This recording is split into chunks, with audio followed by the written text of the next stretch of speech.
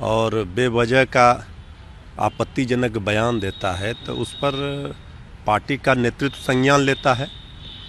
और राष्ट्रीय जनता दल के राष्ट्रीय कार्यकारिणी में ये प्रस्ताव पारित हो गया था कि महागठबंधन पर कोई भी तरह का बयान राष्ट्रीय अध्यक्ष आदरणीय लालू प्रसाद जी या डिप्टी सीएम श्री तेजस्वी प्रसाद यादव जी ही देंगे। इसके बावजूद लगातार बेवजह का आपत्तिजनक बयान देकर पार्टी नेतृत्व को असहज कर रहे थे और महागठबंधन धर्म का भी अवहेलना किया जा रहा था।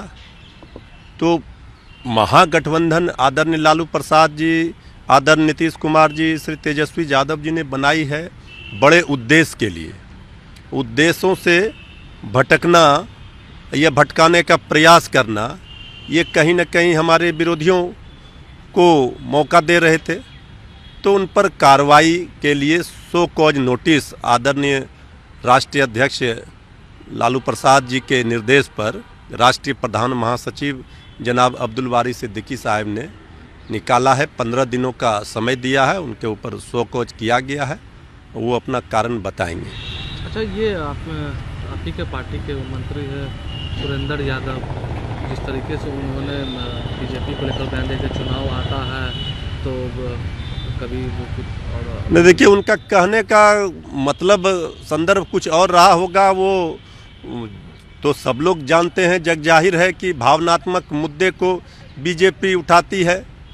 अब सब लोगों को पता है, इसी के संदर्भ में उन्होंने कहा होगा कि जिस तरह से असली मुद्दे को गौन करके बीजेपी भावनात्मक मुद्दे चुनाव में लाती है, कभी पाकिस्तान के नाम पर, कभी कश्मीर के नाम पर, कभी भगवान राम के नाम पर, कभी गंगा माता के नाम पर, गौ माता के नाम पर, रामचरितमानस पर, कभी हनुमान चालीसा पर, कभी अजान पर, कभी मंदिर मस्जिद पर, हिंदू मुस्लिम पर।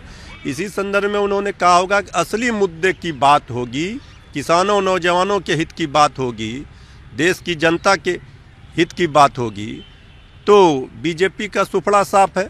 अच्छे दिन का सपना दिखाया, लेकिन 9 वर्षों में तो अच्छे दिन आए नहीं। बीजेपी के अच्छे दिन आ गए, देश की जनता के अच्छे दिन नहीं आ पाए।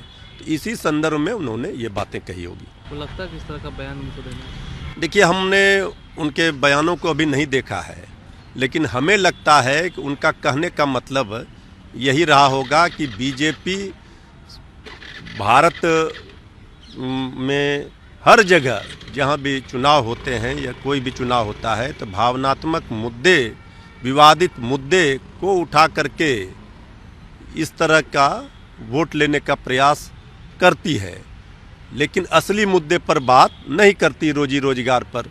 इसी संदर्भ में उन्होंने कहा होगा।